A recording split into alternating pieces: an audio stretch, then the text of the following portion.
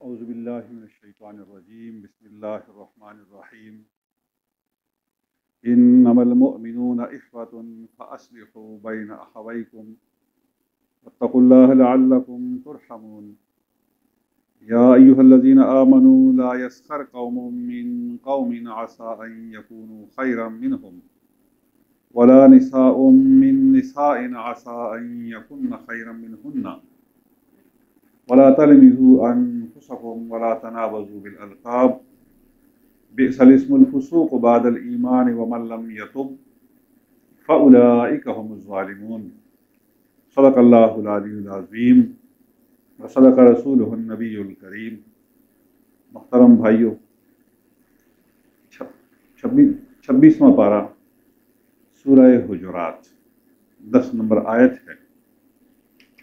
اس آیت میں اللہ تعالیٰ نے مسلمانوں کے آپس کے تعلقات، مسلم معاشرے میں ایک مسلم کی حیثیت اور ایک مسلمان کے لیے مسلمان کا مقام بیان فرمایا ہے۔ مسلمان کے ہاں ایک مسلمان کی حیثیت کیا ہوگی، مسلمان کا اس معاشرے میں مقام کیا ہوگا، اور پھر آخر میں اللہ تعالیٰ نے اللہ کی تخلیق پر رد کرنے والے، ہنسنے والے، اس کا مذاق اڑانے والے جو ہیں، انہیں شدید تنبیہ فرمائی ہے کہ کہیں ایسا نہ ہو کہ اگر میری تخلیق میں آپ ہنسی مذاق کریں گے، میری تخلیق کا آپ استہزاء کریں گے، میری بنائی ہوئی یا میری تقسیم پر آپ کسی قسم کی نکتہ چینی کریں گے تو بحیثیت خدا میں غالب ہوں کہ میں آپ کے ساتھ وہی سلوک کروں جو میں نے اپنی تخلیق کرتے ہوئے کسی انسان کے ساتھ کیا ہے۔ اس لیے پہلی تفریق اللہ تعالیٰ نے ختم کرنے کی کوشش یہ فرما دی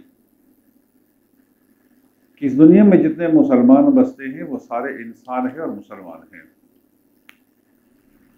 جب انسانیت میں سب ایک ہوئے تو اللہ تعالیٰ فرماتے ہیں بحیثیت انسان وہ فرق مراتب ختم ہو گئے، نفس انسانیت میں بائی ہو۔ اب یہ الگ مسئلہ ہے کہ کوئی اسلام قبول کرے گا، کوئی نہیں کرے گا، کوئی مومن ہوگا، کوئی دوسری، کوئی تیسری، کوئی کسی نظریے، کوئی عقیدے، کوئی تیسری شریعت کا ماننے والا ہوگا، لیکن نفس انسانیت میں قرآنی تعلیمات یہ ہیں کہ وہ آپ کا بھائی ہے۔ نفس انسانیت میں اسے حیوانوں کے درجے میں آپ شمار نہیں کر سکتے، جیسے دنیا میں بہت سا معاملہ ایسا آیا کہ لوگوں نے انسانوں کو انسانیت کے زاویے سے نیچے گرا دیا، اسے انسان سمجھنے سے وہ عاری ہو گئے۔ کیا وہ جدید دور تھا یا وہ بہت ہی زیادہ قدیم دور تھا جہاں انسان انسان نہیں کہلاتا تھا؟ انسان کے ساتھ وہ رویہ، وہ سلوک ہوتا تھا جو حیوانوں جانوروں کے ساتھ کیا جاتا ہے۔ یہ انسانیت کی بدقسمتی تھی۔ اللہ نے اس سے منع فرما دیا کہ کبھی کسی انسان کے ساتھ ایسا سلوک نہ کیا جائے کہ اس کی انفرادی اور اجتماعی زندگی کو آپ انسانیت کے زاویے سے نیچے گرا دیں۔ وہ ہے انسان، ابن آدم ہے، نفس انسانیت میں وہ آپ کا بھائی ہے، اسے آپ برادرانہ تعلق رکھیں گے۔ ایک ہے آپ کے مملکت کے، ملک کے، یا قوم کے، یا قبیلے کے، یا ذات کے برادر۔ آپ کے ملک میں بہت سارے لوگ جو ہیں وہ غیر مسلم ہو سکتے ہیں، دیگر نظریات کے حامل ہو سکتے ہیں، لیکن یہ آپ کے ملکی بھائی ہیں۔ ان کے ساتھ شریعت نے حسن سلوک کا حکم دیا ہے۔ رسول اللہ صلی اللہ علیہ وسلم کی قائم کردہ اس ریاست میں کبھی کسی یہودی کے لیے کسی قسم کے دروازے بند نہیں تھے، کسی عیسائی کے لیے کوئی دروازہ بند نہیں تھا، اس بنیاد پر کہ تم میرا مذہب یعنی اسلام قبول نہیں کرتے ہو تو میں تمہارے ساتھ تجارت نہیں کروں گا، میں تم سے لین دین نہیں کروں گا، اگر تم بیمار ہو گئے میں تمہاری بیمار پرسی نہیں کروں گا، اگر تمہارے ہاں کوئی خوشی آئی اور تم نے مجھے انوائٹ کیا، دعوت دی، تو میں تمہارے ہاں نہیں آؤں گا۔ ایسی کوئی بات نہیں۔ ان تمام کاموں کے کرنے کا حکم اسلام نے دیا ہے کہ اگر وہ مر جائے، فوت ہو جائے، اس کے ہاں کوئی حادثہ آ جائے تو غمرازی کے لیے، غمخواری کے لیے اس کے گھر جاؤ، اس کی مدد کرو، ہاں اس کی عبادت میں اس کا حصہ نہ بنو، اس کی عبادات سے اپنے آپ کو دور رکھو۔ مسئلہ عقیدے کا ہے، معاملات میں آزادی ہے، اس کے ہاں ملازمت کر سکتے ہو، اس کے ہاں محنت مزدوری کر سکتے ہو، اور اگر دیگر معاملات اس کے آپ کے ساتھ آتے ہیں لین دین کی، تو تمام کے تمام ان کے ساتھ کر سکتے ہو۔ یہ آپ کا وہ ملکی یا مملکت کے اندر بسنے والا بھائی ہوا بحیثیت انسان۔ کچھ قرآن نے فرمایا کہ آپ کے رشتے ہیں، خونی ہیں، یہ خونی رشتے اس نسبت سے آپ کے بہنیں ہیں، بھائی ہیں، کچھ آپ کے قرب و جوار پڑوس کے بھائی ہیں، اور کچھ لوگ دنیا میں پھر ایسے ہوتے ہیں کہ جنہیں اللہ تعالیٰ ایک ماں اور ایک باپ سے تخلیق کرتا ہے، وہ ہمارے حقیقی بھائی ہوئے۔ صرف یہ نہیں کہ ایک ماں سے پیدا ہوئے، کچھ کو اخیافی قرار دیا اور کچھ کو علاتی قرار دیا، کہ اگر باپ نے دوسری شادی کر لی، ماں فوت ہو گئی، تو جو پہلی ماں کی اولاد ہے، دوسری ماں سے پیدا ہونے والی اولاد، وہ بھی انہی کے حقیقی بھائی ہیں۔ انہیں یہ مت سمجھو کہ یہ ماں جو ہے وہ الگ ہے۔ باپ فوت ہو گیا، ماں نے دوسری شادی کر لی، اب ماں کے ساتھ اگر بچے ہیں اور مزید بچے دوسری شادی کے بعد اس کے پیدا ہو جائیں، تو علاتی اور اخیافی کی تقسیم شریعت نے کر دی کہ وہ بھی آپ کی بہنیں اور آپ کے بھائی ہیں، ماں شریک بھائی ہیں۔ تو کہیں باپ شریک بھائی ہیں، کہیں ماں شریک بھائی ہیں، اور کہیں ایک ماں باپ کی اولاد ہے، یہ آپس میں بھائی ہیں۔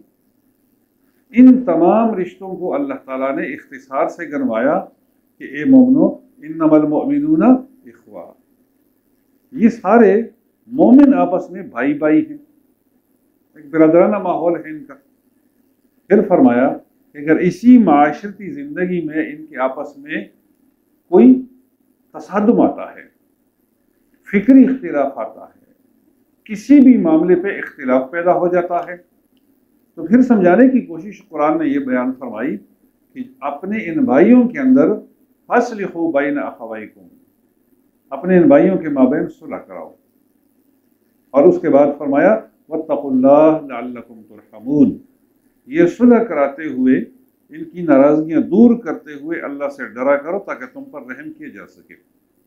اگر ان کے مابین شرارت کرو گی، ان کی اس تفریق کو مزید دور کرو گی، تو اللہ گرفت فرمائے گا، اللہ گرفت میں لائے گا کہ دو مسلمانوں کو تم نے دور کرنے کی کوشش کی، ان کے مابین شرارت کی کوشش کی، اللہ فرمایا کہ آپ لوگ ان کے مابین تقوی سے کام لیں، خوف خدا سے کام لیں، اور ان کے مابین صلح کرائیں، تاکہ معاشرے میں بحیثیت مسلم ملت آپ کے اختلافات نہ ہوں، گھر کے اختلاف نہ ہوں، پڑوس کے اختلاف نہ ہوں، محلے کے اختلاف نہ ہوں۔ یوں یہ سلسلہ انسانی معاشرتی بڑھے گا اور آپ کے پورے مملکت میں آپ کے اختلافات نہیں ہوں گے۔ اختلافات پیدا ہوں گے تو کیا ہوگا؟ فرمایا کہ فتنہ پیدا ہوگا، فتنہ پیدا ہوگا۔ قرآن نے فرمایا کہ جو فتنہ ہے معاشرے میں، فتنہ، خوف، الفتنۃ اشد من القتل، کسی انسان کے قتل سے، یہ فتنے کا پیدا معاشرے میں ہونا، یہ قتل سے زیادہ سنگین ہے۔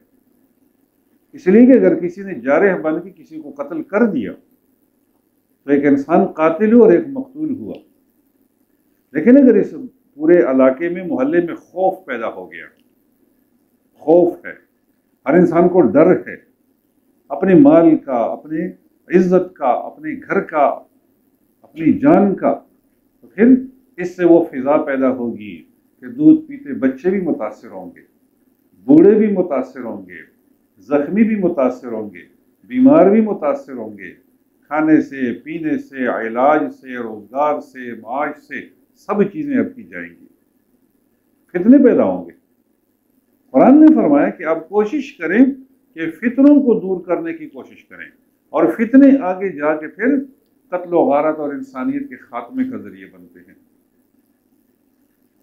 تلقین یہ ہے کہ کہ اپنے معاشرے میں آپ جب زندگی گزارتے ہیں تو فرمایا کہ مومن کی یہ شان نہیں ہے کہ لا یسخر قوم من قوم،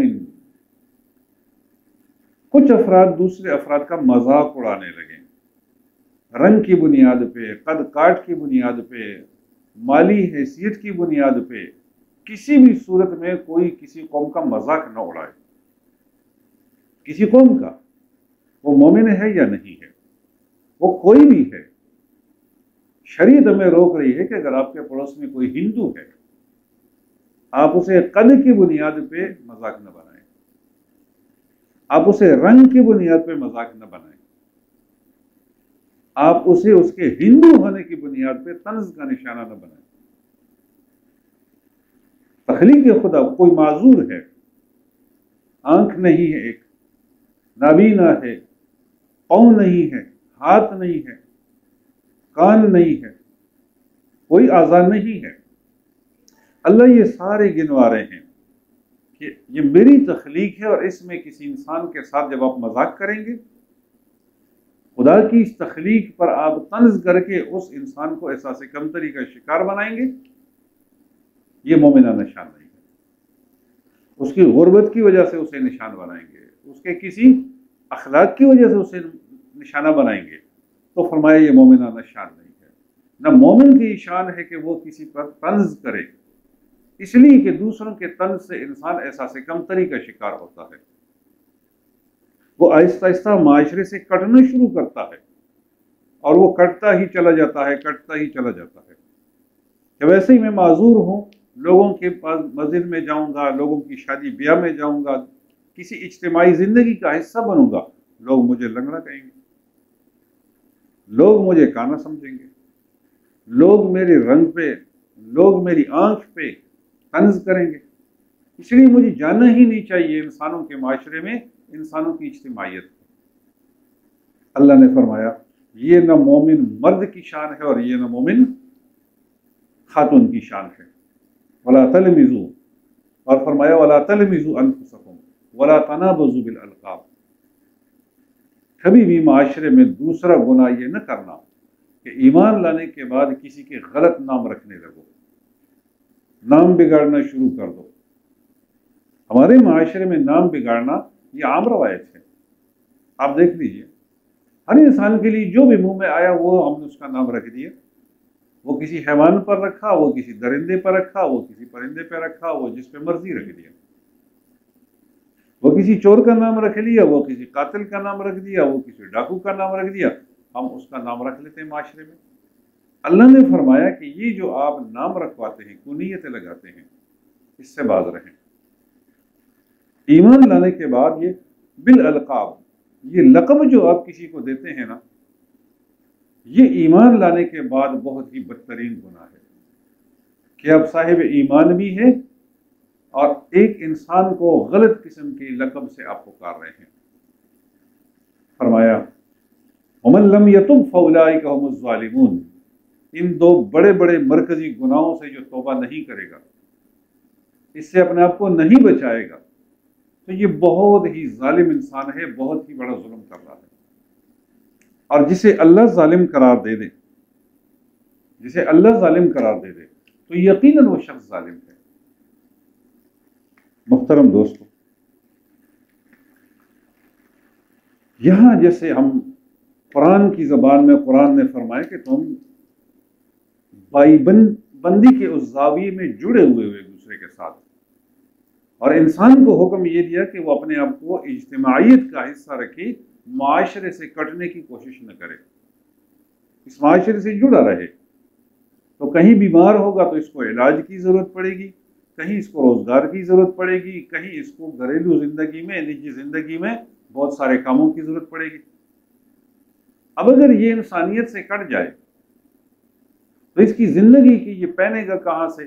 لباس کے لیے، جوتے کے لیے، گھر کے جو لاکھوں چیزیں اس کے زیر استعمال آ رہی ہیں، اس کے لیے یہ کیا کرے گا؟ کوئی بھی خود کفیل نہیں ہے۔ اس دنیا میں ہر انسان کو مجبور بنا دیا ہے کہ وہ اجتماعیت کے آگے مجبور ہے۔ بڑے سے بڑا آدمی ہے لیکن جب وہ بیمار ہوگا تو کس کے پاس جائے گا؟ بڑے سے بڑا آدمی ہے وہ پڑھنے کے لیے کس کے پاس جائے گا؟ ایک آدمی مل مالک ہے لیکن وہ چلائے گا کس سے؟ اس کے پاس اگر مزدور نہ ہو، جسے اگر ہم حقیر سمجھنا شروع کر دیں تو آپ کی دنیا کا نظام ہی جام ہو جائے۔ اگر ایک دکاندار نہ ہو تو مل کیسے چلے گی؟ تو پھر اگر ایک گاہک نہ ہو تو یہ پورا چینل جو ہے، پورا سسٹم جو ہے، یہ بلاک ہو جائے گا۔ اللہ نے فرمایا کہ مومن جو ہیں وہ معاشرے سے کٹے نہیں، اس کو جڑا رکھنے کی کوشش کرو۔ ساتھ ہی فرمایا کہ جسے دنیا میں ہم چاہتے ہیں کہ آپ بھائی بھائی بن کے رہیں، تو جنت کا وہ نظارہ اللہ نے ہمارے سامنے رکھا کہ اخوانا علی سرر متقابلین، یہ جنت میں ہم ان کو بھائی بھائی بنا دیں گے۔ بغض، حسد، کینہ، جیسے دنیا میں ہم کہہ رہے ہیں کہ اس کو نکال دو، ختم کر دو، کیوں بغض رکھتے ہو؟ حسد کیوں کرتے ہو؟ اللہ نے اگر اسے کچھ دیا ہے، تم بھی محنت کرو، اللہ سے مانگو، تمہیں بھی اللہ دے دے گا۔ تمہارے لیے کوئی دروازے تو بند نہیں ہیں، دروازے آپ کے لیے بھی کھلے ہیں، اس کی تقدیر میں تھا، اللہ تمہیں بھی دے دے گا۔ کینہ کیوں رکھتے ہو؟ فرمایا کہ دنیا میں بھی ہم اس کا خاتمہ چاہتے ہیں، اور آخرت میں عملی طور پر اس کا خاتمہ یہ ہوگا کہ اخوانا علی سرر متقابلین، ہم ان کو بھائی بھائی بنا دیں گے، ان کے لیے تخت بچھا دیں گے، یہ آمنے سامنے بیٹھے ہوئے ایک دوسرے کے ساتھ خوشی خوشی وقت گزاریں گے۔ وہ منظر اللہ نے ہمارے سامنے رکھا ہے کہ دنیا میں تم خوش رہتے ہو، جب بغض، حسد، کینہ، دشمنی، نفرت یہ نہ ہو تو انسان ہر وقت مل کے بیٹھتا ہے، گفتگو کرتا ہے، مسائل چھیڑتا ہے، ایک دوسرے سے قرب حاصل کرتا ہے۔ فرمایا یہی کیفیت جنت میں ہوگی، یہ ایک دوسرے کے قریب بیٹھے ہوں گے آمنے سامنے، اور ایک دوسرے سے اظہار خیال کر رہے ہوں گے۔ پھر ہم دیکھیں دوستو، اللہ کے رسول صلی اللہ علیہ وسلم نے فرمایا مسلمان کے مسلمان پر کچھ حقوق ہیں، اور یہ حقوق چلتے پھرتے ہر وقت اس کی ادائیگی کا حکم ہے، اور یہ موقع آتے ہیں کہ حق ادا کریں، مسلمان کا حق ادا کریں۔ فرمایا پہلا حق یہ ہے کہ جب بھی آپ گھر سے نکلتے ہیں یا گھر میں داخل ہوتے ہیں تو آپ سلام کیا کریں، سلام کا جواب دیا کریں، سلام میں پہل کی کوشش کیا کریں کہ میں پہلے اس پہ سلام کروں۔ یہ مسلمان کا مسلمان پہ حق ہے کہ اس کے لیے دعا مانگے، السلام علیکم ورحمۃ اللہ، تم پر اللہ کی سلامتی ہو، یہ دعا ہے۔ وہ جواب میں بھی یہی کہتا ہے کہ تم پر بھی اللہ تعالیٰ کی طرف سے سلامتی ہو۔ سلام مسلمان کا حق ہے کہ اس پہ کیا جائے، وہ کوئی بھی ہے، دوست ہے، دشمن ہے، اپنا ہے، پرایا ہے، جانتا ہوں نہیں جانتا ہوں، مومن ہے اس کو دعا دو، مومن جواب میں تمہیں دعا دے، یہ پہلا حق ہے مسلمان کا۔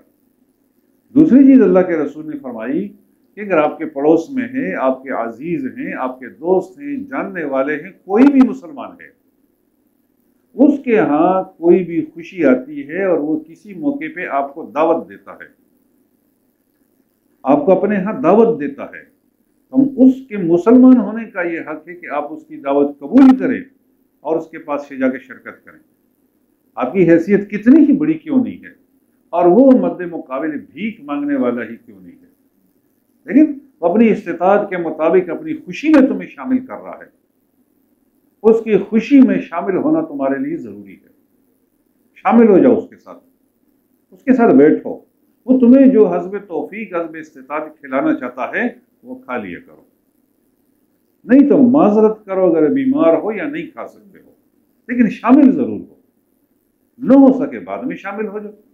اللہ کے رسول کی ذاتی عادت مبارک یہ تھی، انفرادیت تھی آپ کی، کہ کوئی یہودی تھا، کوئی عیسائی تھا، کوئی مسلمان تھا، مسلمان کا تو حق ہے، غیروں نے بھی جب اللہ کے رسول کو کوئی دعوت دی کہ ہمارے ہاں یہ معاملہ ہو رہا ہے، یہ فنکشن ہے، یہ کام ہے، آپ شرکت کریں، اللہ کے رسول نے ہمیشہ شرکت کی، عام سے عام، غریب سے غریب صحابی کے گھر، انتہائی مفلسی کے گھر، یتیموں کے ہاں، بیواؤں کے ہاں، جب آپ کو دعوت ملی تو آپ نے شرکت کی کہ یہ اس کا مجھ پہ حق ہے، تاکہ ہم آپس میں جڑے رہیں، لوگوں کی خوشیوں کو دوبالا کریں۔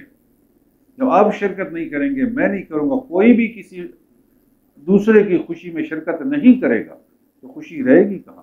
معاشرے سے خوشی ختم ہو جائے گی، تو پھر کل جب غمی کا مسئلہ آئے گا، مسلمان مسائل کا شکار ہوگا، پھر بھی کوئی کسی کے ہاں شرکت نہیں کرے گا۔ اس لیے فرمایا کہ جب بھی مسلمان کو پکارتا ہے، اسے دعوت دیتا ہے، تو مسلمان کی شان یہ ہے کہ اس کی دعوت قبول کر کے اس کے پاس جائیں۔ تیسری چیز اللہ کے رسول نے فرمائی کہ اگر کوئی مسلمان آپ کو نصیحت کرتا ہے، کوئی بھی آپ سے بڑا ہے، آپ کو نصیحت کرتا ہے، اس کے بڑے ہونے کا تقاضا یہ ہے کہ آپ اس کی نصیحت قبول کریں۔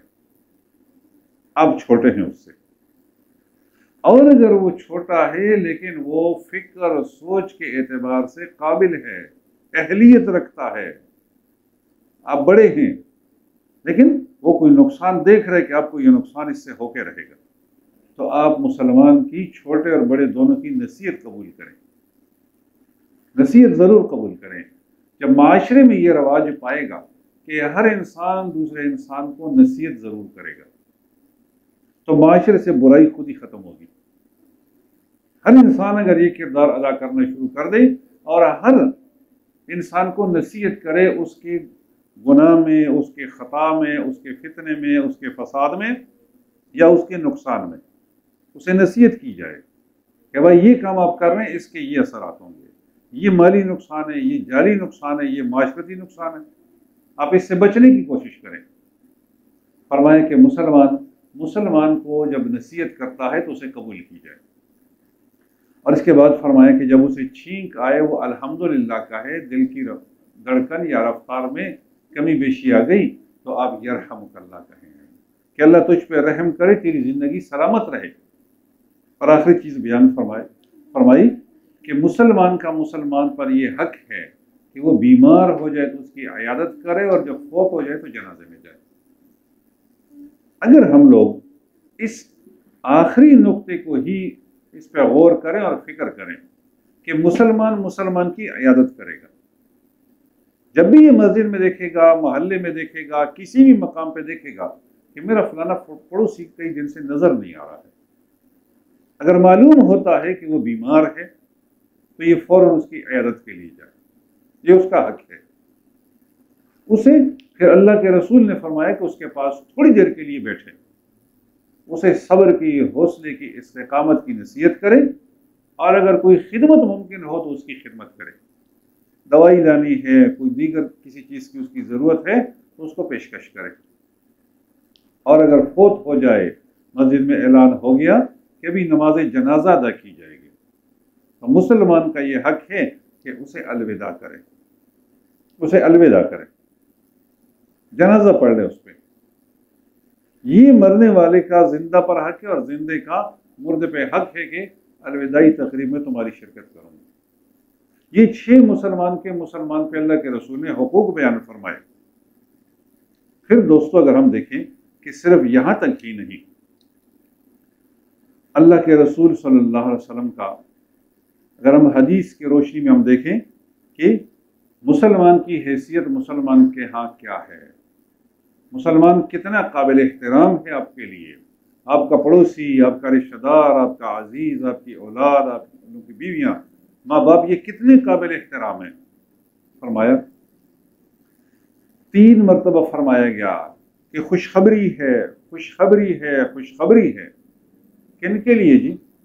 فرمایا جو لوگ میرے لیے محبت کرتے ہیں، یعنی اللہ کا اعلان سنایا جا رہا ہے پیغمبر کی زبان سے کہ جی میری طرف سے خوشخبری سنا دو، خوشخبری سنا دو، خوشخبری سنا دو۔ کن کے لیے خوشخبری؟ کس قسم کی خوشخبری؟ فرمایا ان لوگوں کے لیے جو میرے لیے ایک دوسرے سے محبت کریں۔ اس آدمی کے ساتھ حسن سلوک کرتا ہوں، یا یہ میرا پڑوسی ہے، عزیز ہے، رشتہ دار ہے، مجھے دنیا کی کوئی امید اس سے نہیں ہے، لیکن میں اللہ کے لیے اس کی محبت کرتا ہوں، احترام کرتا ہوں، جسے ہم معاشرے میں کہتے ہیں کہ ایک دوسرے کے ساتھ دوستی رکھتے ہیں۔ دوستی کیا ہے؟ بھائی بندی کا، بھائی چارے کا ایک نام ہے۔ اللہ کے لیے ایک دوسرے سے دوستیاں رکھتے ہیں۔ فرمایا ان کو خوشخبری سنا دو۔ دوسری چیز بیان فرمائی کہ خوشخبری سنا دو، خوشخبری سنا دو، خوشخبری سنا دو۔ کن کے لیے جی؟ ان لوگوں کے لیے جو ایک دوسرے کے پاس جا کر بیٹھتے ہیں ایک دوسرے کے حالات معلوم کرنے کے لیے۔ آپ کے یہاں پریشانی ہے بھائی، بیماری ہے آپ کے گھر، میں کیا خدمت کر سکتا ہوں آپ کی بیماری کی نوعیت کیا ہے، آپ کے گھر کی بیماری کہاں تک پہنچ گئی، آپ بے روزگار ہو چکے ہیں، آپ کے حالات کیسے ہیں، کیسے گزر رہے ہیں، کسی کام کے لیے کوشش کی ہے یا نہیں کی ہے، اس کے ساتھ بیٹھ جائیں۔ اب بیٹھنے سے مراد یہ نہیں کہ 10 گھنٹے ہی بیٹھے رہیں جا کے وہاں، نہیں، 2 منٹ ہو سکتے ہیں، 3 منٹ ہو سکتے ہیں، لیکن ہر انسان معاشرے کے دوسرے کے انسان کے حالات جاننے کی کوشش کرے۔ شاید وہ شرم کی وجہ سے، وہ حیا کی وجہ سے، وہ غیرت ایمانی کی وجہ سے قرآن فرما رہا ہے کہ وہ کسی کے سامنے محلے میں اظہار ہی نہ کرتا ہو، لیکن وہ 3 مہینے سے بے روزگار ہو، پورے سال سے اس کے گھر میں بیماری ہو، دیگر کوئی مسئلہ، کوئی ٹھنڈا رولا اس کے گھر چل رہا ہو، دوسرا بندہ آئے گا خارجی تو اس کو حل کرے گا، اور عموماً باقی آدمی یہ مسائل حل کر سکتا ہے۔ فرمایا کہ خوشخبری ہے، خوشخبری ہے، خوشخبری ہے اس انسان کے لیے جو ایک دوسرے کے ساتھ بیٹھ کر ایک دوسرے کے حالات جانچے، اس کی پریشانی میں دخل اندازی کر کے اسے دور کرنے کی کوشش کرے، اور پھر فرمایا خوشخبری ہے ان کے لیے جو بوقت تکلیف دوسرے مسلمان پر حسب توفیق خرچ کرنے کی کوشش کرے۔ بے شک وہ آپ کی امداد نہ لے، لیکن آپ اس سے پوچھ سکتے ہیں کہ آپ کی بیماری میں کوئی دوائی آپ کو لا دوں، آپ کو میں کسی جگہ منزل تک پہنچا دوں، یا میں آپ کی کیا مدد کر سکتا ہوں آپ کی اس پریشانی میں۔ یہ خصلت اگر مسلمان اپنانا شروع کر دے تو فرمایا ان کو خوشخبری سنا دو، خوشخبری سنا دو، اور فرمایا اللہ کے رسول نے کہ خوشخبری تمہیں سنا رہا ہوں، اللہ تمہیں جنت میں لازماً داخل کرے گا، اللہ لازماً تمہیں ایک انسان سے، عام انسان سے اس محبت کے طفیل جو ہے وہ جنت میں داخل کرے گا۔ دوستو، اللہ کے رسول صلی اللہ علیہ وسلم نے مسلمانوں کو تلقین فرمائی، گھر سے شروع کیا، محلے تک لائے، محلے سے لے کر عام بڑی آبادی اور پورے اس کو وسعت دی کہ اللہ اور رسول کی اطاعت اختیار کرو۔ اللہ کے رسول فرما رہے ہیں کہ اللہ کی اور اس کے رسول کی اطاعت اختیار کرو، آپس میں نہ جھگڑا کرو، آپس میں جھگڑو نہیں، اس لیے کہ جب دل آپس میں گھر میں ٹوٹ جائیں گے تو جب گھر کا نظام ہی ختم ہو جائے گا، آپ کے بھائی کے بھائی سے تعلقات ختم ہو جائیں گے، بھائی بھائی کی نظروں میں حقیر ہو جائے گا، دشمن ہو جائے گا، ذلیل ہو جائے گا، تو دنیا کی کون سی قوت ہے کہ وہ آ کر آپ کے بھائی کو عزت یا مقام دلا سکے؟ ایسی کوئی قوت نہیں ہے۔ آپ ہی اپنے کو عزت دیں گے گھر میں تو بار معاشرہ اس کی عزت کرے گا۔ اگر آپ اپنے گھر میں ہی کسی بزرگ کو، کسی بچے کو، کسی جوان کو ذلیل رکھیں گے اپنے گھر میں ہی، تو بار معاشرہ اس کو کبھی عزت نہیں دے سکتا۔ اس لیے اللہ کے رسول نے فرمایا کہ امت کو یہ خوشخبری سناتا ہوں کہ اللہ کی اطاعت کرو، اللہ کے رسول کی اطاعت کرو، لیکن آپس میں جھگڑو نہیں، خاندانی نظام، معاشرتی نظام ٹوٹنے نہ پائے۔ آج آپ دیکھتے ہیں کہ آپ کا خاندانی نظام ٹوٹ پوٹ کا شکار ہو گیا ہے۔ آج مسلم معاشرے میں طلاق کی شرح 25% تک پہنچ چکی ہے، اور یہ طلاق کی شرح جو ہے بہت تیزی سے بڑھ رہی ہے۔ خاندانوں کے دشمن ہو جاتے ہیں، نفرت ہو جاتی ہے، گھر پورا تباہ ہو جاتا ہے، بچے رل جاتے ہیں، اور مرد، خاتون، نوجوان یا نوجوان بچی جو ہے وہ زندگیوں سے مایوس ہو کر آج خودکشیاں کر رہے ہیں، ان کے رشتے ٹوٹ جاتے ہیں، ان کے ماں باپ کو ہارٹ اٹیک ہو جاتے ہیں، اس لیے کہ ان کی آنے والی نسل کا گھر اجڑ گیا ہے۔ کہ اسی لیے اجڑ رہے ہیں کہ صحابہ میں جب بھی کسی کو پتہ لگتا کہ فلاں کے ہاں کوئی پریشانی ہے، فلاں کا کوئی گھریلو معاملہ ہے، بچے کا معاملہ ہے، اس کی بچی کا معاملہ ہے، بیماری کا ہے، بھوک افلاس کا ہے، تو فوراً جا کر اس سے پوچھتے کہ میں آپ کی کیا خدمت کر سکتا ہوں، آپ کا یہ معاملہ کیوں بگڑ رہا ہے، اس کو کیسے سدھارا جائے گا۔ تو جب تیسرے بندے کی مداخلت ہوتی ہے فریق میں تو مسئلہ خود ہی حل ہو جاتا ہے، لیکن اگر کوئی مداخلت کرے گا ہی نہیں اور 2 بندے یہاں بارہ کے لڑنا شروع کر دیں تو لازمی ان میں ایک مرے گا، اس لیے کہ وہ نفرت انتقام میں بدلے گی، انتقام میں اشتعال آئے گا، اور اشتعال میں ایک دوسرے کو مار دیں گے۔ اللہ کے رسول صلی اللہ علیہ وسلم نے فرمایا کہ آپس میں جھگڑوں کو ختم کرنے کی کوشش کرو۔ پھر دوسری چیز بیان فرمائی گئی کہ وہ انسان زیادہ عظیم انسان ہے، امتی ہونے کے اعتبار سے اس کا مقام بہت ہی بلند ہے، جو کسی شر اور فساد کے وقت اپنے آپ کو کمزور سمجھتے ہوئے محاذ چھوڑ دے۔ اور قرآن نے یہ بات یوں بیان فرمائی کہ وَإِذَا خَاطَبَهُمُ الْجَاهِلُونَ قَالُوا سَلَامًا۔ اس معاشرے میں بڑے بڑے جاہلوں سے آپ کا واسطہ پڑے گا، قرآن کہہ رہا ہے۔ اور قرآن نے یہ بات بیان فرمائی کہ معاشرے کی اکثریت ہر دور میں جاہل رہے گی، وَأَكْثَرُهُمُ الْجَاهِلُونَ وَأَكْثَرُهُمُ الظَّالِمُونَ وَأَكْثَرُهُمُ الْفَاسِقُونَ وَأَكْثَرُهُمُ الْكَافِرُونَ۔ آپ دیکھ لیں، قرآن نے جاہل کہا ہے۔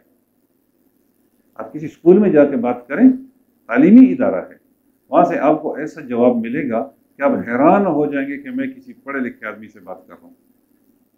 اب عدالت خدا نخواستہ چلے جائیں، آپ کسی بڑے وکیل سے یا وکیل کے ساتھ جو کلرک بیٹھا ہے، آپ اس سے بات کریں ذرا، وہ پڑھا لکھا، وہ بہت بڑا پائے کا وکیل، وہ ایسی بات آپ کو کر دے گا کہ آپ حیران ہو جائیں گے کہ کیا پڑھے لکھے ایک قانون دان کی یہ زبان ہوتی ہے۔ آپ کسی ڈاکٹر کے پاس چلے جائیں، بے شک انسان مر جائے، مرنے دو، لیکن اسے اپنی صرف اور صرف دکانداری کی فکر ہے۔ کیا یہ جہالت نہیں ہے کہ بار آیت اور حدیث آپ لگا لیتے ہیں کہ ایک انسان کا بچانا پوری انسانیت کو بچانا ہے، لیکن اگر ایک انسان آپ سے 10 روپے کی دعا مانگے کہ میرے پاس 10 روپے نہیں ہے، آپ اسے باہر نکال لیتے ہیں کہ جاؤ میاں میں نے لنگر تھوڑا کھولا ہے۔ آپ تو مسیحا تھے، آپ علم دینے والے تھے، آپ انصاف دینے والے تھے، تو باہر عدالت کے ترازو لگا ہوا ہے، قرآنی آیت اوپر لگی ہوئی ہے کہ یہاں بالکل پورے انداز سے اسکیل کے اعتبار سے انصاف دیا جاتا ہے۔ آپ انصاف مانگ کے تو دیکھیں ذرا، اسکول کے باہر آیت بھی لگی ہے، حدیث بھی لگی ہے کہ گود سے گور تک علم حاصل کرو، علم ہر مسلمان پہ فرض ہے، یہ ہر اسکول کے باہر لگا ہوا ہے۔ لیکن آپ ذرا جا کے کہیں تو صحیح کہ جناب خدا نے اسے فرض قرار دیا ہے اور آپ مسلمان ہیں پرنسپل صاحب، میرے بچے کو پڑھانا آپ پہ فرض ہے، اس لیے کہ کچھ مسلمان کے حقوق ہیں اور کچھ چیزیں فرض ہیں۔ حق تو معاف کیا جا سکتا ہے، حق آپ سے کوئی چھین سکتا ہے، آپ کسی کا حق چھین سکتے ہیں، لیکن فرض ساقط ہو ہی نہیں سکتا۔ یہ اسلام میں سارے فرائض ہیں۔ یہ پڑھے لکھے لوگ ہیں، لیکن ان کے اعمال سارے جاہلوں والے ہیں، سارے جاہلوں والے ہیں۔ آپ کے روڈ کے کنارے جو پولیس والا کھڑا ہے، اس کے لیے ابتدائی طور پہ شرط یہ ہے کہ کم از کم ابتدائی ڈگری میٹرک اس کے پاس ہو، اور آج کل تو گریجویٹ اور ماسٹر ڈگری ہولڈر اور کون کون سے سپاہی بھرتی ہو رہے ہیں، لیکن وہ جاہل اس بنیاد پر ہے کہ اسے احساس ہی نہیں ہے کہ ایک انسان مزدوری کر کے کارخانے سے آ رہا ہے، ایک فیکٹری سے مزدوری کر کے سارا دن وہ بیچارہ جل کر آ رہا ہے، اور اس کی پورے دن کی مزدوری جو ہے وہ ہم اس سے لے لیتے ہیں۔ کیا اس کے پاس علم کی کمی ہے؟ اس کے پاس تنخواہ کی کمی ہے؟ اس کے پاس کسی دیگر چیز کی کمی ہے؟ اور یہ سمجھنا نہیں ہے بھائی مسلمان یا انسان یا تعلیم یافتہ انسان ہونے کی ایک مزدور سے میں اس کی مزدوری چھین رہا ہوں، بلکہ بھیک مانگنے والے سے اس کی بھیک جو ہے وہ چھین لیتے ہیں۔ آپ کے اسی شہر میں موبائل بھیک مانگنے والوں پہ ٹیکس لگایا ہوتا ہے کہ میاں اس علاقے میں بھیک تو مانگ رہے ہو، لیکن شام کو برضا و رغبت اتنے دینے ہوں گے۔ قرآن نے فرمایا کہ معاشرے کی اکثریت ہمیشہ جاہلوں کی رہے گی، معاشرے کی اکثریت ہمیشہ ظالموں کی رہے گی، معاشرے کی اکثریت ہمیشہ کافروں کی رہے گی۔ بہتر یہ ہے، آپ کا کام یہ ہے کہ وَإِذَا خَاطَبَهُمُ الْجَاهِلُونَ قَالُوا سَلَامًا۔ آپ کس سے لڑیں گے؟ اسکول والوں سے لڑیں گے؟ کیسے لڑیں گے؟ طاقت ہی نہیں ہے۔ اب عدالت جا کے لڑیں گے؟ لڑ نہیں سکتے۔ اب راستے میں جاتے ہوئے پولیس والوں سے لڑیں گے، ٹریفک سے لڑیں گے؟ لڑ نہیں سکتے۔ دوسرے تیسرے سے لڑیں گے؟ آپ لڑ نہیں سکتے۔ آپ کس سے لڑیں گے؟ کسی دکاندار سے لڑیں گے؟ کس سے لڑیں گے آپ؟ قرآن نے فرمایا کہ اس کیفیت میں آپ یہ ہیں کہ یہ ظالم ہیں اور جاہل ہیں، یہ باغی ہیں، یہ پڑھے لکھے ظالم ہیں۔ تو جو پڑھا لکھا ظالم ہو جائے تو وہ جاہل ہے. جاہلوں سے جب آپ کا واسطہ پڑتا ہے قالوا سلاما، بس اللہ کی سلامتی تمہارے پر ہو، میں تمہارے ساتھ الجھ نہیں سکتا. اب اگر وہ گالی دیں تو کیا آپ بھی گالی دیں گے؟ وہ آپ کو گریبان سے پکڑنا چاہے آپ بھی گریبان سے پکڑیں گے؟ وہ مارنے مرنے پر اتر آئے کہ آپ بھی مرنے مارنے پر اتریں گے؟ آپ نہیں کر سکتے. یہ آپ تہذیب کا راستہ اختیار کریں، اسلام کا راستہ اختیار کریں، اس جاہل کو جاہل رہنے سے چھوڑ دیں اس کو. قالوا سلاما، تم پر اللہ ہی سلامتی نازل کرے. گالی کا جواب گالی سے، ظلم کا جواب ظلم سے، یا لڑنے کا جواب میں لڑنے سے نہیں دے سکتے. کس سے آپ لڑیں گے اور کس محاذ پر معاشرے میں جا کے آپ لڑیں گے؟ پھر اس کے بعد اللہ حسن بصری رحمۃ اللہ علیہ فرماتے ہیں، بڑے معروف تابعی اور ولی انسان ہیں اس ہمارے اسلامی تاریخ کے. وہ فرماتے ہیں کہ اپنے دل کو خدا کے سپرد کر دو. دیکھیں ہم جو دعا مانگتے ہیں نا، تو ہاتھ اٹھانا یہ مقصود نہیں ہوتا. اصل میں دعا کا تصور یہ ہے کہ آپ اپنے ہاتھ کو جوڑ کر اپنے دل کو اس میں رکھ کے اللہ سے مانگتے ہیں. یہ کیفیت ہے اس کی. ہاتھ پھیلا دیا ہم نے، اپنا دل جو ہے وہ اللہ کے سامنے رکھ دیا، دل رکھ لیا اللہ کے سامنے کہ باری تعالیٰ یہ آپ کے سامنے ہے. دیکھیں میں دل سے عاجز ہوں، میں دل سے تجھے پکار رہا ہوں، میں دل سے اپنی فریاد تیرے سامنے کر رہا ہوں. یہ میرا دل ہے. اپنا دل اللہ کے سامنے رکھیں، یعنی مخلص ہو جائیں، خلوص اختیار کریں. اور فرمایا کہ پھر اللہ کو سپرد کرنے کے بعد یہ کوشش کریں کہ آپ اس بات پہ مطمئن ہیں کہ آپ ظالم تو نہیں ہیں. دل اللہ کے سامنے رکھیں. ذرا نماز کے بعد سوچیں، جب آپ دعا مانگتے ہیں اپنا دل آپ نے اللہ کے سامنے رکھ دیا، لیکن سامنے رکھنے سے پہلے سوچیں کہ کہیں آپ کسی مسلمان کے ساتھ ظلم تو نہیں کر رہے، آپ ظالم تو نہیں ہیں. اگر ایک طرف آپ ظالم ہیں اور دوسری طرف اللہ کے سامنے دل رکھ کے کہتے ہیں دیکھیں اللہ مجھے یہ دے دے، مجھے وہ دے دے، تو اللہ تعالیٰ ایک ظالم دل پہ کیسے رحم کرے اور ایک ظالم انسان کو کیسے اللہ نوازے. اسی لیے دعا قبول نہیں ہوگی. تو فرمایا کہ اگر آپ کا دل صاف ہے، اس میں کسی مسلمان کے لیے نفرت نہیں ہے، کسی عزیز رشتہ دار کے لیے کینہ نہیں ہے، تکبر نہیں ہے، یہ تمام چیزوں سے پاک ہے، ظالم دل نہیں ہے، وہ صاف دل ہے، ہر انسان کے لیے صاف ہے. اور اس کو جب آپ اللہ کے سامنے رکھتے ہیں، دعا مانگتے ہیں، تو فرمایا یہ ہو نہیں سکتا کہ اللہ تجھے معاف کر دے. مانگے اس سے وہ ضرور دے گا. صاف دلوں کو اللہ دیتا ہے، ظالموں کو، بغض، کینے، حسد سے بھرے ہوئے دلوں کو اللہ تعالیٰ کبھی نہیں نوازتا. محترم بھائیو، اللہ کے رسول صلی اللہ علیہ وسلم نے جو دعائیں سکھلائی اس میں جو ہمیشہ مانگی جانے والی دعا تھی وہ ذرا دیکھیں. رب اغفر لی ولوالدی، اے رب مجھے معاف کر دے، اے رب میرے والدین کو معاف کر دے. لیکن فرمایا وللمؤمنین یوم یقوم الحساب. اللہ کے رسول کی دعائیں بھی آپ دیکھیں ذرا. اے اللہ مجھے معاف کر دے، میرے ماں باپ کو معاف کر دے، اے اللہ سب مسلموں کو معاف کر دے. میں کیا اپنے ماموں کی اور خالہ کی اور ساس کی اور سسر کی اور سالی کی اور ماموزاد کی اور چچازاد کی، بچوں کی اور پوتوں کی اور پوتیوں کی، نواسوں کی، وہ پوری فہرست آپ کے سامنے رکھوں. یہ امت جتنی بھی ہے تمام کو معاف کر دے. یہ اللہ کے رسول کی دعا ہے. اور مومن کو تلقین یہ ہے کہ ہمیشہ مانگا کرو، ہمیشہ یہ دعا مانگو، مجھے معاف کر دے اللہ، اے اللہ میرے ماں باپ کو معاف کر دے، اے اللہ تمام انسانوں کو معاف کر دے، یعنی تمام انسانوں کے اوپر رحمت نازل فرما. آخری حدیث دوستو آپ کی خدمت میں. اللہ کے رسول صلی اللہ علیہ وسلم سے کسی نے پوچھا کہ اے اللہ کے رسول کون سا اسلام سب سے افضل ہے، یعنی ہم کس درجے میں ہوں گے تو ہم افضل مسلمان ہوں گے، کون کون سے اعمال ہم کر رہے ہوں گے تو ہم بہترین مسلمان ہوں گے. بہتر مسلمان بننے کا ذریعہ کیا ہے، بہتر مسلمان بننے کا معیار کیا ہے، میرٹ کیا ہے؟ اللہ کے رسول صلی اللہ علیہ وسلم نے فرمایا جس کے ہاتھ اور زبان سے لوگ محفوظ رہیں یہ سب سے بہتر مسلمان ہے. آپ کی زبان سے اگلا محفوظ ہے، غیبت نہیں کرتے، چغلی نہیں کرتے، کسی کی شخصیت کو داغدار نہیں کرتے، شیطانی اور شرارت کے الفاظ زبان سے ادا نہیں کرتے، آپ کی زبان سے اگلے کے بارے میں منفی الفاظ نہیں نکلتے، اور آپ کے ہاتھ سے اگلا، گھر میں آپ کے ہاتھ سے کسی کے ساتھ ظلم نہیں ہو رہا. محلے میں آپ کے ہاتھ سے کسی کے ساتھ ظلم نہیں ہو رہا، نہ کسی کے بارے میں ظلم لکھتے ہیں اور نہ کسی کا حق غصب کرتے ہیں ہاتھ سے، اور نہ کسی کو ہاتھ سے مارنے کی کوشش کرتے ہیں۔ آپ کے ہاتھ سے کسی کو نقصان نہیں پہنچتا، آپ کی زبان سے کسی کو نقصان نہیں پہنچتا، تو آپ سمجھ لیں کہ آپ معیاری مسلمان ہیں۔ آپ دیکھ لیجیے، بظاہر حدیث بڑی چھوٹی سی ہے، لیکن آج اگر اس معاشرے میں ہماری زبانوں سے انسان محفوظ ہو جائیں۔ اللہ کے رسول نے فرمایا کہ گالی دینا فسق ہے اور قتل کرنا کفر ہے۔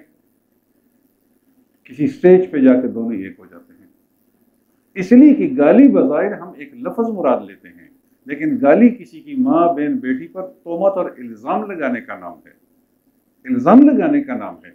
تہمت اندازی، تہمت لگانا، یہ گالی ہے۔ اور ہم بڑے کھلے دل سے افسوس کے ساتھ گالی دینا، تو بعض دوستوں کو ہم دیکھتے ہیں کہ کہیں ٹھوکر لگی گالی، گلاس اٹھاؤ گالی، میز تھوڑا سا کھینچو گالی، کوئی بھی کام ہے وہ ان کا گالی کے بغیر ہوتا ہی نہیں ہے۔ تو پھر جس زبان سے آپ تہمتیں لگا رہے ہیں مسلمان پر، مسلمان بہن بیٹیوں پر، اسی زبان سے آپ کیسے درود شریف پڑھتے ہیں؟ اس سے کیسے آپ اللہ کا ذکر آپ کر رہے ہیں؟ یا شیطان کو راضی کرو گے یا اللہ کو راضی کرو گے؟ تو فرمایا کہ جس مسلمان کے ہاتھ اور زبان سے مسلمان محفوظ رہیں، پیٹھ پیچھے باتیں نہیں کرتے۔ غیبت کیا ہے؟ فرمایا مرے ہوئے بھائی کا گوشت کھانا ہے۔ ایک تو ویسے بھائی کا گوشت کھانا، اور ایک مرے ہوئے بھائی کا گوشت کھانا ہے۔ کتنی سنگین چیز ہے۔ اس زبان سے اگر آپ کے انسان محفوظ ہیں تو فرمایا کہ آپ اعلیٰ پائے کے مسلمان ہیں۔ جب معاشرے سے جھوٹ ختم ہو جائے گا، غیبت ختم ہو جائے گی، چغلی ہم نہیں کریں گے، اس زبان سے دیگر شرارت کی باتیں ہم نہیں کریں گے، تو لازمی بات ہے ہماری زبان یا خاموش رہے گی اور یا زبان مثبت کاموں میں استعمال ہوگی۔ جب زبان مثبت استعمال ہونے لگے، معاشرہ صحیح ہو جائے گا۔ اور ہاتھ سے مسلمان محفوظ رہیں، یعنی یہ ہاتھ میرا ظالم نہیں ہے، کسی کا حق نہیں مارتا ہوں، کسی کو اس سے نقصان نہیں پہنچاتا ہوں، کسی کو اذیت نہیں پہنچاتا ہوں، میں پائے کا مسلمان ہوں۔ یہ دو نشانیاں فرمائی۔ اور آخری حدیث دوستو، جو اس درس کی آخری حدیث ہے، فرمایا کہ مومن کی یہ شان نہیں اے میری امت سے تعلق رکھنے والوں، اے مسلمانوں، فرمایا اپنے بھائی کی مصیبت پر خوشی کبھی نہ کرنا۔ حدیث رسول ہے موطا شریف کی، موطا امام محمد میں فرمایا جا رہا ہے کہ اے میرے امت سے تعلق رکھنے والے مسلموں، اپنے کسی بھی بھائی کی مصیبت پر خوشی مت کرنا۔ کسی کا حادثہ ہو گیا، ہم اس پہ خوشی کا اظہار کریں۔ کسی کے ہاں فوتگی ہو گئی، ہم خوشی کا اظہار کریں۔ کسی کے گھر میں کوئی مسئلہ گیا، ہم خوشی کا اظہار کریں۔ فرمایا مومن کی یہ شان نہیں کہ وہ کسی کی غمی پہ خوشی کا اظہار کرے، قریب ہے کہ اللہ تعالیٰ اس پر رحم فرما کر وہ مصیبت تم پہ نازل کر دے، وہ مصیبت تم پہ نازل کر دے۔ یہ مومن کی شان ہے کہ مومن کبھی کسی مومن کی مصیبت پہ خوشی کا اظہار نہیں کرتا، مومن دکھ کا اظہار کرتا ہے اور اس کے مصیبت کو دور کرنے کی کوشش کرتا ہے۔ یہ ہے اللہ اور اللہ کے رسول کے ہاں ایک مومن کا مقام، ایک مومن کے لیے۔ اور مومن کو کس طریقے سے اللہ نے فرمایا کہ اس دنیا میں وہ جنت کا ماحول پیدا کرو، چغلیاں چھوڑ دو، غیبتیں چھوڑ دو، گالیاں چھوڑ دو۔ یہ تمام جتنے بھی امراض ہیں، اخلاق رذیلہ جس بنیاد پہ بنتے ہیں، یہ زبان سے ہی نکلتے ہیں۔ اسی زبان سے کافرانہ کلمات بعض اوقات نکل جاتے ہیں، اسی زبان سے فساق اور فجار کی باتیں زبان سے نکل جاتی ہیں، ہم بڑے فخر سے کرتے ہیں اور ہمیں اندازہ ہی نہیں ہوتا۔ اسی زبان سے ہم جھوٹ بولتے ہیں، جو واحد گناہ ہے جس پر اللہ نے فرمایا کہ لعنت اللہ علی الکاذبین۔ دیکھیں، زنا کرنے والے پہ لعنت نہیں ہے، شراب پینے والے پہ لعنت نہیں ہے، کس پہ لعنت ہے؟ کاذبین، جھوٹوں پر خدا کی لعنت ہے۔ یعنی یہ راندہ درگاہ ہیں، ان کے لیے اللہ کے رحمت کے دروازے بند ہیں۔ لعنت کیا ہے؟ یعنی کسی کو دھتکار دینا، دفع کر دینا، دفع ہو جاؤ میرے سامنے سے۔ یہ دھتکارے ہوئے ہیں اللہ کے گھر سے۔ کتنے افسوسناک کلمات ہیں۔ اب بظاہر جھوٹ کیا ہے؟ کچھ بھی نہیں ہے۔ اس کے بعد مقابلے میں کسی کی عزت برباد کرنا کتنا بڑا جرم ہے، شراب پینا کتنا بڑا جرم ہے، نشہ کرنا کتنا بڑا جرم ہے۔ اللہ نے ان پر لعنت نہیں کی۔ اس لیے ان تمام گمراہیوں اور برائیوں کی بنیادی جڑ ہی جھوٹ ہے۔ انسان جھوٹا بنے گا تو نشہ کرے گا، انسان جھوٹا بنے گا تو وہ زنا کرے گا، جھوٹا بنے گا تو وہ قتل کرے گا، اس لیے کہ ہر گناہ کو چھپانے کے لیے 100 جھوٹ بولنے پڑتے ہیں۔ جھوٹ کے بغیر آپ گناہ کر ہی نہیں سکتے۔ لازمی بات ہے جب انسان قتل کرے گا تو جھوٹ ہی بولے گا کہ میں سچا ہوں، وہ سچا تو نہیں ہے۔ انسان سے زنا کا فعل سرزد ہوگا تو وہ جھوٹ ہی بولے گا کہ نہیں جی تو میری بہن ہے، نہیں جی ہم تو بہن بھائی ہیں، ابھی آ رہے ہیں، نہیں جی تو میری کزن ہے۔ اب جن کے ہاں آپ شیطانی نظروں سے اس کو شیطانی فعل کر رہے ہیں اس کو آپ بہن ثابت کر رہے ہیں۔ کتنا بڑا کفر ہے، کتنا بڑا ظلم ہے۔ فرمایا کہ کسی کی مصیبت پہ خوش نہ ہوا کرو، اللہ تمہارے اوپر مصیبت نازل کر دے گا۔ تو دوستو، ایک مسلمان کا بہت ہی بڑا مقام ہے اس معاشرے میں۔ ہم معاشرے کو جوڑنے کی کوشش کریں گے، اس میں اپنا کردار ادا کریں گے۔ جیسے مسلمان کی نشانی بیان کر دی گئی کہ وہ نصیحت کرے گا، دوسروں کے معاملات حل کرنے کی کوشش کرے گا، دوسروں کی خامیاں کمیاں دور کرے گا۔ دیکھیں آپ صلی اللہ علیہ وسلم کی محفل میں ان پڑھ لوگ آئے، جاہل لوگ آئے، جسے عربی کہتے ہیں، دیہاتی، ان سے ایسا کوئی فعل سرزد ہو جاتا کہ وہ اس معاشرے میں یا اس محفل میں انتہائی معیوب سمجھا جاتا تھا۔ جیسے مسجد نبوی میں اللہ کے رسول تشریف فرما ہیں، بدو آتے ہیں، انہیں تہذیب کا وہ علم نہیں ہے، وہ اپنی سوچ کے مطابق وہاں جا کے مسجد نبوی میں پیشاب شروع کر دیتے ہیں۔ صحابہ غصے ہوتے ہیں، اللہ کے رسول نے فرمایا وہ اپنی سوچ کے مطابق ٹھیک کام کر رہا ہے، تم اپنی سوچ کے مطابق ٹھیک کرو اسے۔ اس نے تو یہ کرنا ہی ہے، وہاں تہذیب کی یا روایت ہی اس کی یہی ہے، کس نے اس کو تہذیب سکھائی ہے، لیکن آپ اپنی تہذیب کے مطابق جا کے اس پہ پانی ڈال دیں۔ وہ جب اللہ کے رسول کے دروازے پہ آتے ہیں وہ باہر سے آواز لگاتا ہے، جیسے ہم ایک دوسرے کو پکارتے ہیں، باہر دروازے کے آ کے کھڑے ہو جاتے ہیں، محمد محمد محمد۔ لیکن یہ تہذیب اب سکھلانی مقامی لوگوں کا کام ہے کہ اللہ کے رسول سے آپ لوگ کیسے ملیں گے، تو پھر وہ آہستہ آہستہ آپ کی نقالی کرتے ہوئے ملیں گے۔ لیکن اللہ کے رسول نے کبھی اس کو برا محسوس نہیں کیا کہ باہر سے مجھے نام لے کے ایسے پکارا جا رہا ہے، حالانکہ مجھ پر درود تو آسمان کے ملائکہ بھی بھیج رہے ہیں۔ کھانے کے وقت آپ دیکھ لیجیے کہ باہر سے لوگ آتے، وہ اس روایت یا اس تہذیب کے مطابق کھانا نہیں کھاتے تھے، اس لیے کہ وہ عربی تھے، دیہاتی تھے، ان کو اس تربیت کا کوئی علم نہیں تھا۔ لیکن اللہ کے رسول اور صحابہ ان کو آہستہ آہستہ آہستہ آہستہ غیر محسوس طریقے سے تہذیب کے راستے پہ لگاتے تھے۔ اب اگر آپ کے معاشرے میں، آپ کی برادری میں، آپ کے گھر میں اس لیول پہ کوئی انسان پورا نہیں اتر رہا تو قرآن کی آیت پہلی یہی تھی کہ اس کا مذاق نہ اڑائیں، اسے حقیر نہ سمجھیں، اسے اتنا مایوس نہ کریں کہ وہ انسانیت سے کٹ جائے۔ اللہ ہمیں توفیق دے کہ ہم انسانیت کو جوڑنے والے بن جائیں۔ معاشرہ مسلمانوں کا بڑی تیزی سے توڑا جا رہا ہے، معاشرہ ہمارا پاکستانی یا مسلمانوں کا ٹوٹ رہا ہے۔ اب دیکھیے آپ کی فکر آپ سے چھین لی گئی ہے، یہ بہت بڑا حادثہ ہے، ہم اسے نہیں سمجھتے ابھی۔ جب ہم مکمل طور پہ کچھ عرصے بعد تباہ ہو جائیں گے خدا نخواستہ، پھر ہمیں سمجھ آئے گی۔ آپ سے فکر چھین لی ہے، شیطان نے قسم کھائی تھی لَأُغْوِيَنَّهُمْ أَجْمَعِينَ، اللہ میں ان تمام لوگوں کو اغوا کر دوں گا۔ شیطان کس کو اغوا کر سکتا ہے کہ جسمانی طور پہ ہمیں جا کے کہیں اغوا کر دے، لیکن وہ ہمیں کر چکا ہے۔ آپ کہتے ہیں میں باپ ہوں، بیٹا آپ کا کوئی حکم ماننے کو تیار ہی نہیں ہے، تو پھر آپ کس درجے کے باپ ہیں؟ میں کہتا ہوں میں بیٹا ہوں، لیکن میں باپ کو وہ مقام دینے کو تیار ہی نہیں ہوں سرے سے۔ باپ میری خواہش اس لیے ہر خواہش پوری کرے گا، وہ موبائل کی ہو، وہ لیپ ٹاپ کی ہو، وہ کسی دوسری تیسری چیز کی ہو، اس لیے کہ باپ میری خواہش اگر پوری نہیں کرے گا تو پھر میں خودکشی کروں گا۔ باپ کو ڈر ہوتا ہے کہ کہیں خدا نہ خواستہ یہ باغی نہ ہو جائے یا نقصان نہ پہنچا دے اپنے کو، وہ مجبور ہو کے بچوں کی خواہشیں پوری کر رہا ہے۔ باپ کا استاد جی میں ٹیچر ہوں، لیکن کلاس میں وہ بچوں کا استاد بن کے آج کل نہیں جا رہا، اسے سمجھایا جاتا ہے کہ آپ جسٹ ایک ملازم ہیں، آپ کو تنخواہ ان بچوں کی وجہ سے ملتی ہے، اب ادب آپ ان بچوں کا کریں گے نہ کہ یہ بچے آپ کا ادب کریں گے۔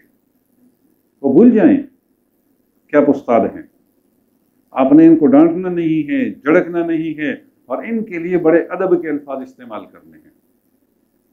اب جب استادی ادب کرنا شروع کر دیں، شاگرد ادب کروانے لگیں، تو یوں سمجھے آپ کا تعلیمی نظام ختم ہو گیا۔ آپ کہتے ہیں ہمارا ہم عدالتی نظام ہے، آزاد ملک ہے، آپ ذرا عدالت جا کے تو دیکھیں۔